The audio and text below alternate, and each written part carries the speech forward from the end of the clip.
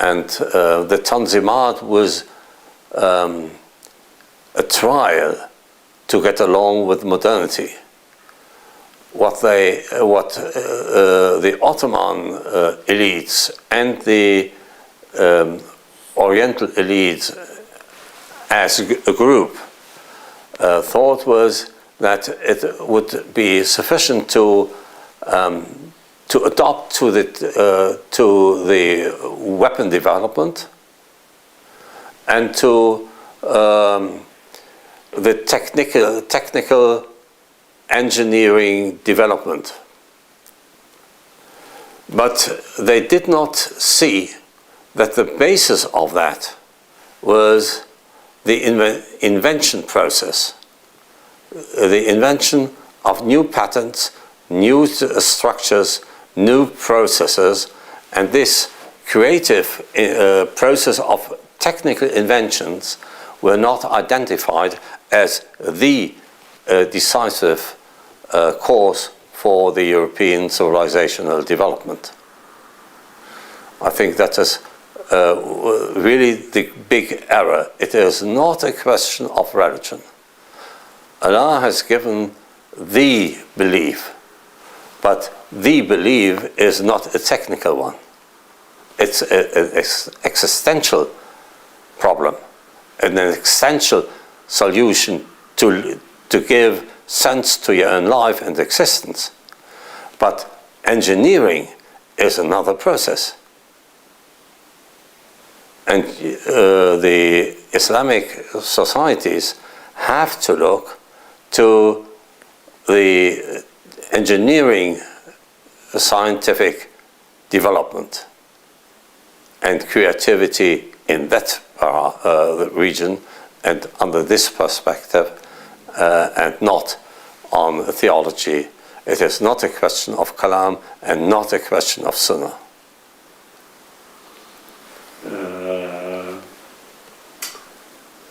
Of course, this is maybe not your tale, but according to you, what was the reason the Ottoman Empire in the First World War almost destroying started?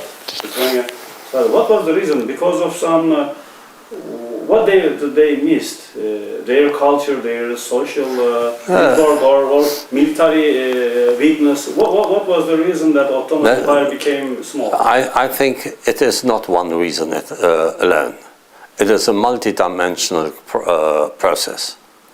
It is... excuse me, could you say this from the sentence, because my voice and your voice mix up? Yeah. 4, 3, 2, 1, 0. The problem is that often the question of the decline of the Ottoman Empire is reduced to one dimension only, but it is a multi-dimensional process.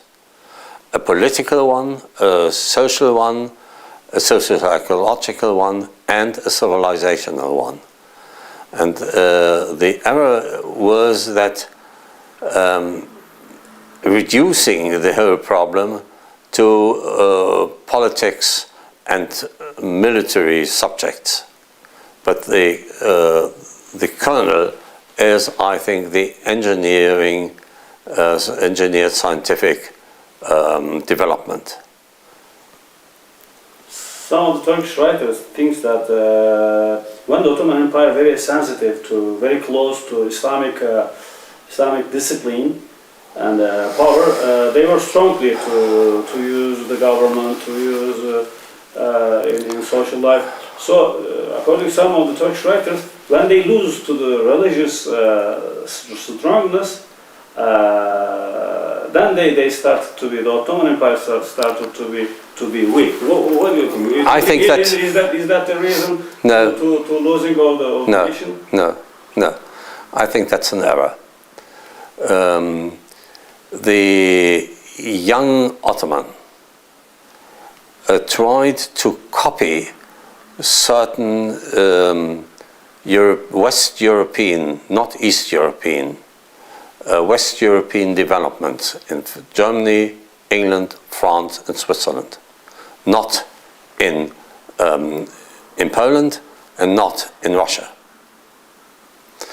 They concentrated on these industrialized countries and societies. And I think that the elites of the young Ottoman concentrated on the wrong dimensions. Political, I'm sure, political questions were one dimension, but not the only one. I think the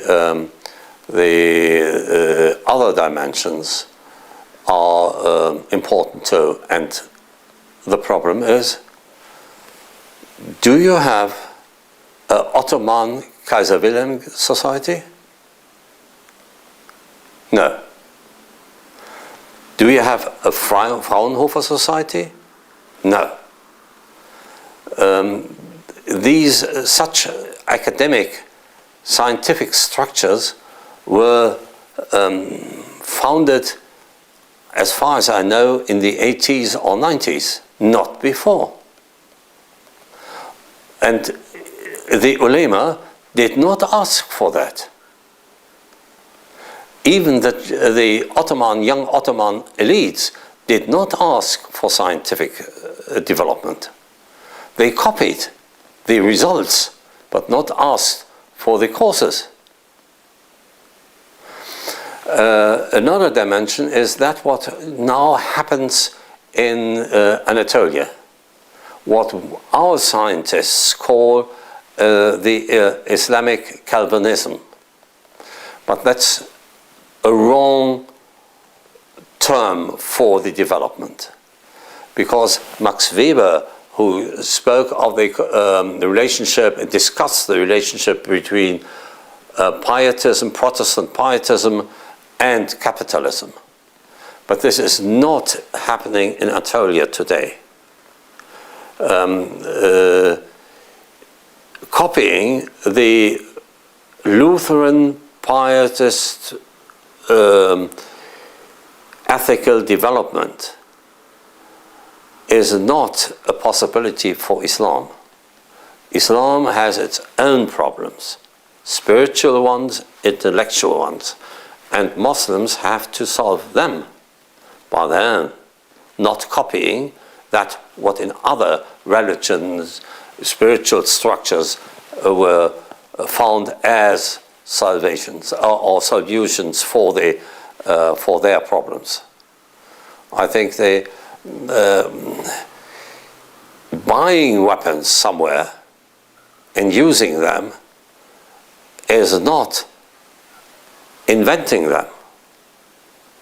What you have to do is find the principles of working and not copying them.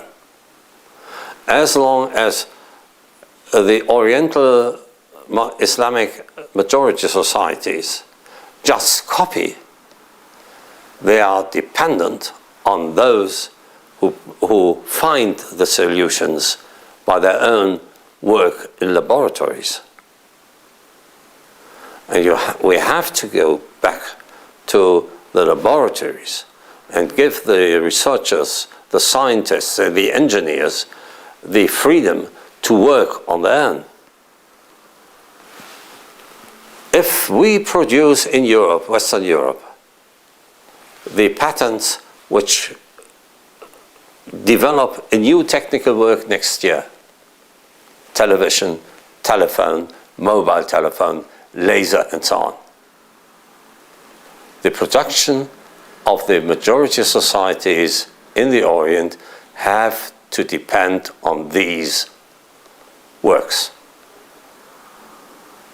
In order to get free is to get independent from the inventions and laboratory research of Europe.